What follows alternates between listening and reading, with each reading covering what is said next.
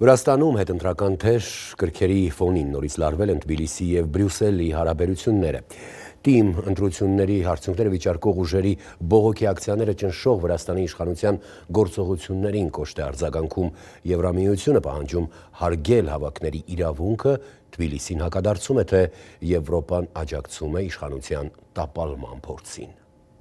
Վրացական Մայդան թե խաղաղ հեղափոխության փորձ հոկտեմբերի 4-ի թիմ ընտրությունը փաստացի ավելի խորացրեց հարևան երկրում քաղաքական ճգնաժամը։ Ընդդիմությունը ու միջազգային հանրությունը կասկածում են հրապարակված արդյունքներին, ըստ որոնց բոլոր խոշոր քաղաքներում հաղթել է կառավարող վրացական երազանք կուսակցությունը։ Վրաստանի իշխանությունն էլ պնդում է Եմեն աջակցել է երկրում իշխանության տապալման փորձին ու ներողություն ակնկալում։ Կոչ եմ անում Եվրամիության բոլոր ներկայացուցիչներին զերծ մնալ կեղծ խոսույթի տարածումից, որն ամրապնդում է արմատական ուժերի ձգտումը խաթարելու ժողովրդավարությունը, օրենքի գերակայությունը եւ մարդու իրավունքների նկատմամբ հարգանքը։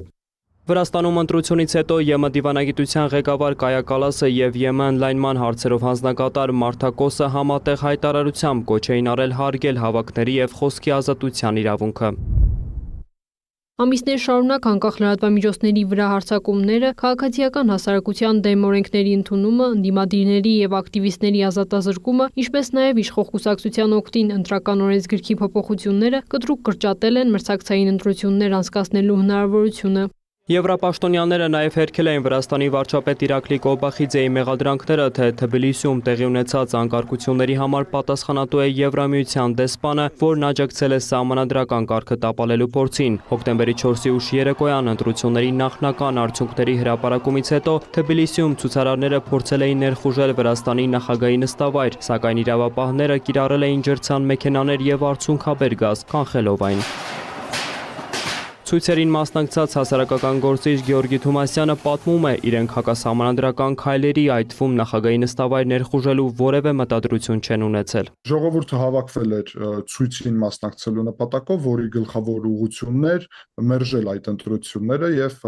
հայտարարել նրա մասին, որ չեն ընդունում այդ ընտրությունների արդյունքները եւ առհասարակ այսօրվա գործող իշխանությունը։ Այդտեղ կազմակերպիչ խումբի կողմից, որոնք այդպես էին հանրությանը ներկայացրել, նախատեսված էր, որ իրանք ծրագիր պետք է հայտնեին եւ երբ իրանք հայտնեցին իրանք ծրագիրը գնալ եւ ուրեմն գրավել նախագահի նստավայրը, ապա ցույցի շատ փոքր մասը դրան միացավ մարդկանց եւ կարելի ասել ամբողջ ցույցից այդ օրակարգի լեգիտիմություն իրանք հաստատի չստացան եւ դրա հետևանքում մենք տեսանք այդտեղ բախումներ եւ այս Բուդում այդ կազմակերպիչ խմբի ղեկավարները 5